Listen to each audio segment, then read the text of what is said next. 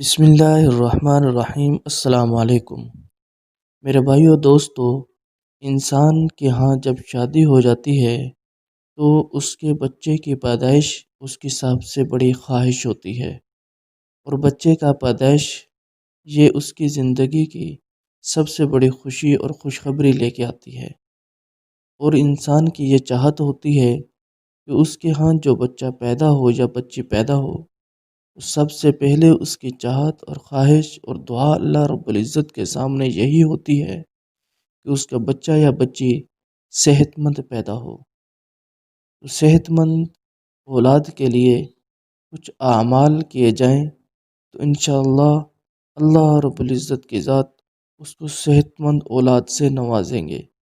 اس کے لیے قرآن پاک کی ایک آیت کو معمول بنا لیں تو انشاءاللہ عز و جل اللہ رب العزت اس انسان کو صحت مند، نیک اور صالح اولاد عطا فرمائیں گے۔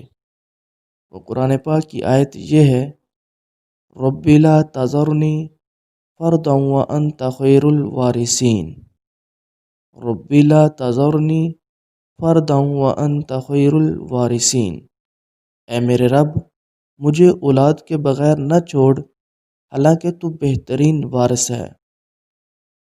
اے میرے رب مجھے اولاد کے بغیر نہ چھوڑ حالانکہ تو بہترین وارث ہے۔